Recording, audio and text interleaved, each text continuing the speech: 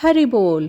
कार्तिक ठाकुर राय दामोदर कृष्ण भगवान की जय। भक्तों, कार्तिक मास महात्म्य में आज हम पढ़ेंगे 7वां अध्याय।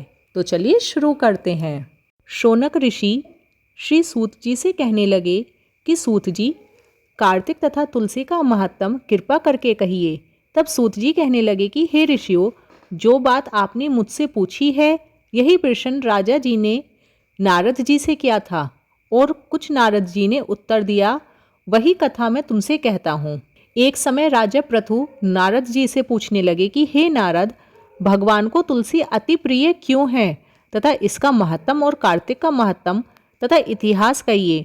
तब नारद जी कहने लगे कि हे पृथु, मैं सब कथा इतिहास सहित कहता हूँ, तुम सावधान होकर सुनो। एक समय राजा इंद्र बहुत से देवताओं और अप्सराओं सहित महादेव जी को देखने के लिए कैलाश को गए। जब तक कैलाश पहुंचे तब तक एक बड़े भारी आकार वाले और भयंकर नेत्रों वाले पुरुष को देखकर इंद्र ने पूछा, अरे तू कौन है और शिव कहाँ है? परंतु बार बार पूछने पर भी उस भयंकर पुरुष ने कोई उत्तर नहीं दिया। तो इंद्र ने क्रोध में आकर उसके कंठ पर अपना वज्र मारा, जिससे उसका सारा कंठ नीला हो गया।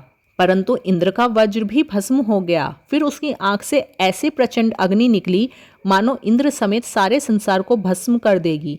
ऐसी दशा देखकर बृहस्पति जी हाथ जोड़ और इंद्र को दंडाकार झुकाकर भगवान शिव की स्तुति करने लगे। हे देवादिदेव, त्रिपुरासुर और अंकासुर का नाश करने वाले, यज्ञ के फलदाता त्रिपुरारी, आपको नमस्कार है। ब्राह्मणों की रक्षा करने वाले, आपको नमस्कार है। नारद जी कहने लगे कि हे राजा पृथु, इस प्रकार स्तुति सुनकर श्री महादेव जी त्रिलोक को दग्ध करने वाली अग्नि को शांत करते हुए कहने लगे कि वर मांगो, मैं आपकी स्तुति से अति प्रसन्न हूँ।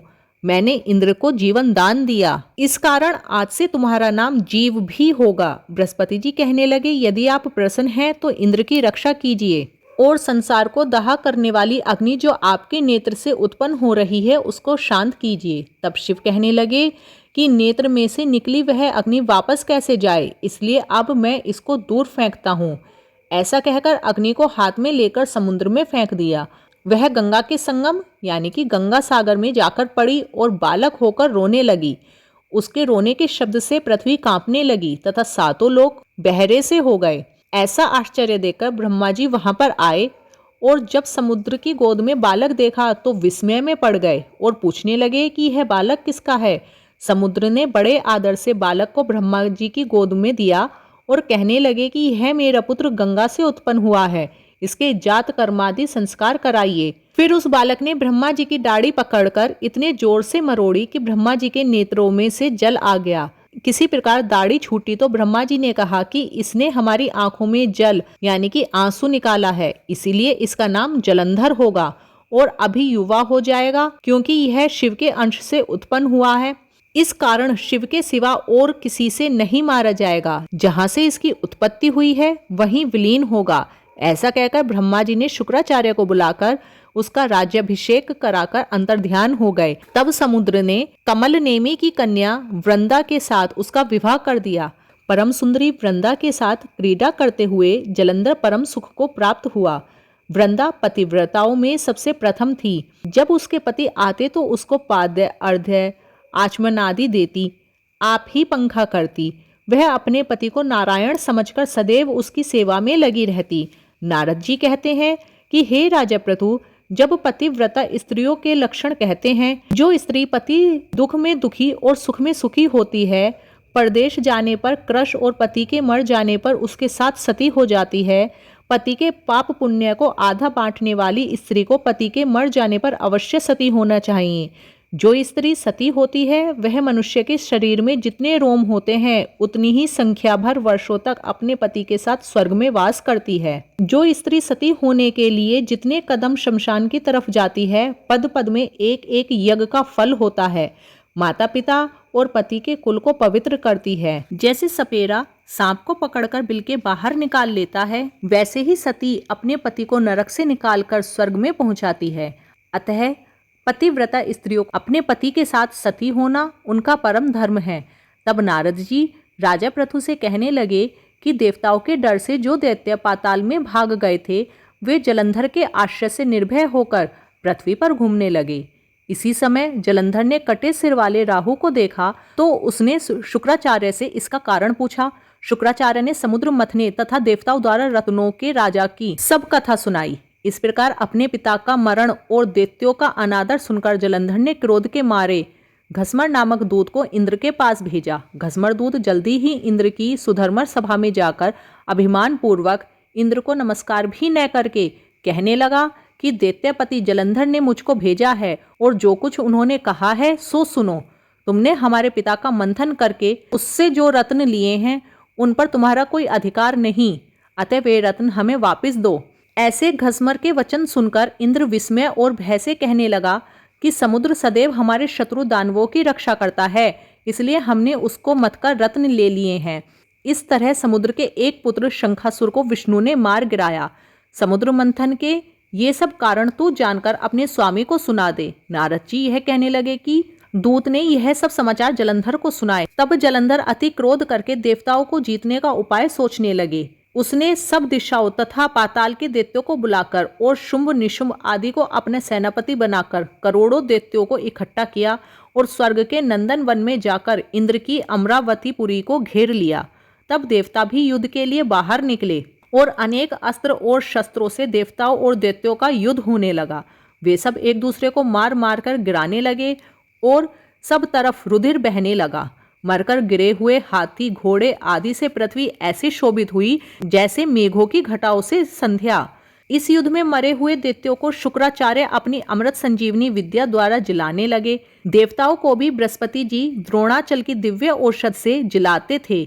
उनके जीवित होने का कारण उसने गुरु शुक्राचार्य से पूछा तो शुक्राचार्य ने द्रोणाचल पर्वत से बृहस्पति द्वारा दिव्य औषध की वार्ता सुनाई। तब शुक्राचार्य ने जलंधर को द्रोणाचल पर्वत को हर लाने का आदेश दिया और जलंधर दैत्य ने द्रोणाचल पर्वत को उठाकर समुद्र में फेंक दिया और फिर आकर संग्राम करने लगा। दैत्यों के मरने पर जब बृहस्पति जी दिव्य औषध लाने के लिए द्रोणाचल गए तो वहां पर पर्वत न देखकर देवताओं को दैत्य से हारा जानकर अत्यंत घबराकर दूर से ही देवताओं को कहने लगे, अरे देवताओं, यहाँ से जल्दी भागो, यह दैत्य शंकर के अंश से उत्पन्न हुआ, किसी से नहीं मारा जाएगा।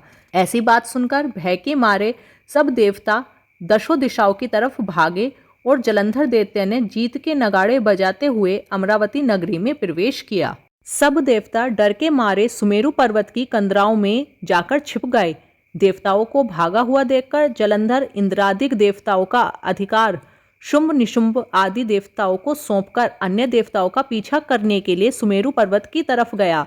इंद्रादिक सब देवता जलंधर को फिर आते देखकर भय के मारे भगवान विष्णु की स्तुति करने लगे। देवता कहने लगे, मच्छ कच्छ आदि अनेक रूप धारण करने वाले, भक्तों के दुखों को नाश करने वाले, सृष्टि का पालन व नाश करने वाले, शंख चक्र गदा धारण करने वाले, आपको नमस्कार है। लक्ष्मी के पति, दैत्यों का नाश करने वाले, पीतांबर धारण करने वाले, शरणागतों के रक्षक, आपको बारंबार नमस्कार है। जलंधर दैत्य से दुखित देवताओं के संताप को हरने वाले, सूर्य चंद्रमा दो नेत्रों वाले, आपको नमस्कार है। नारद जी कहने लगे कि हे राजा प्रभु, जो कोई भगवान की इस संकट नाशक स्तुति को पढ़ता है उसके सब संकट नाश को प्राप्त होते हैं। ऐसी स्तुति सुनकर विष्णु देवताओं को दुखी जानकर शीघ्रता से उठकर गरुड़ पर सवार हुए तो लक्ष्मी जी ने पूछा, भगवान कहाँ जा रहे हैं? भगवान ने उत्तर दिया, हे रमा, तुम्हारे भाई जलंधर से पीड़ित देवताओं की सहायता के निमित्त दैत्यों से युद्ध करने जा रहा हूँ। लक्ष्मी जी कहने लगी, भगवान मैं आपकी परम प्रिया हूँ, आप मेरे भाई को कैसे मारेंगे? भगवान कहने लगे कि शंकर से उत्पन्न और ब्रह्मा के वचन से जलंधर को हम नहीं मारेंगे। ऐसा कहकर शंख चक्र गदा और खड़ग लेकर जलंधर के सम्मुख युद्ध करने के लिए भगवान चले। जिस समय भगवान युद्ध क्षेत्र में युद्ध करने लगे तो बहुत सारे दैत्य गरुड़ के पंखों के वेग से ही मारे गए। पवन से पीड़ित दैत्यों को देखकर जलंधर को अत्यंत क्रोध आया और वह विष्णु के सम्मुख आया। फिर भगवान विष्णु तथा जलंधर का घोर संग्राम हुआ। आकाश में मेघों की तरह बाणों से ढक गया। तब भगवान ने जलंधर के ध्वजा, छत्र, धनुष और घोड़े अपने बाणों से काट डाले। जलंधर ने भी गदा गरुड़ के मस्तक में मारी और उसको मूर्छित कर दिया। भगवान ने उसकी गदा को तलवार से काट दिया। तब जलंधर ने भगवान की छाती में मुक्का मारा और फिर दोनों का मल युद्ध हुआ। इस युद्ध से सारा ब्रह्मांड कंपायमान हो गया। तब भगवान विष्णु ने कहा, हे दैत्यराज, हमारा युद्ध ठीक नहीं, क्योंकि तुम लक्ष्मी के भाई हो। तुम वर मांगो, वह भी मैं तुम्हें दूंगा। तब जलंधर ने कहा कि हे भगवान, यदि आप प्रसन्न हैं तो मुझे यह वरदान दें कि आप मेरी बहन लक्ष्मी जी और गणों सहित मेरे घर में निवास करें। ऐसा ही होगा। यह कहकर भगवान लक्ष्मी के सहित जलंधर नगर में चले गए। तब जलंधर ने देवताओं ने स्थान में हर जगह दैत्यों को नियत किया तथा देव, यक्ष, किन्नर, गंधर्व आदि के पास जो भी रत्न थे सब बस में कर लिए। पाताल में निशुंभ को शासन के लिए भेज दिया। उसने शेषादि नागों को वश में किया। इस प्रकार देव, यक्ष, किन्नर, गंधर्व, मनुष्य सबको अपनी प्रजा बनाकर धर्म नीति से सबका पालन पुत्र के समान करके त्रिलोक का राज्य करने लगा। नारद जी कहने लगे कि हे राजा प्रथु, इस समय भगवान के दर्शन करने तथा जलंधर की राज्य लक्ष्मी देखने के लिए मैं जलंधरपुर में गया। कार्तिक मास महात्म्य में ये 7वां अध्याय पूरा हुआ। कार्तिक ठाकुर राय दामोदर कृष्ण भगवान की जय। वीडियो अच्छी लगी हो तो लाइक शेयर करें और आगे की महत्तम कथाएं सुनने के लिए चैनल को सब्सक्राइब करें।